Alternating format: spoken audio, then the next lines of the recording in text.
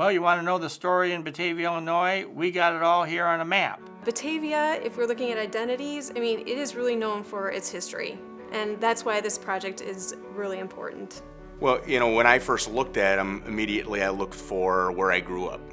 The Sanborn maps are a key factor, I think, because they are a solid record of what Batavia was like. When the Challenge Factory, there's like every room is labeled. It's like the foundry room, the cutting room, the cooling room. It's just wonderful when you can take a snapshot of what the world looked like 100 years ago.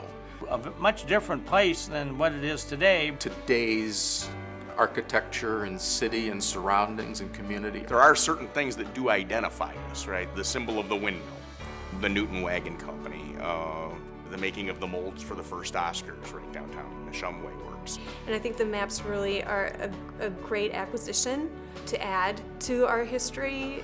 Sadly, they become acidified over time and very brittle.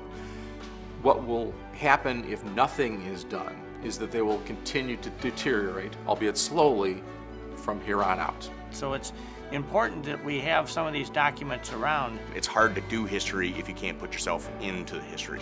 I have to read books and go to the library and find out for myself. Some communities would place no value in this, others great significant value into it. We don't really get to see or hear that much about 1907 anymore. I think 50, 100, 200 years from now, these maps would be more valuable than they are today.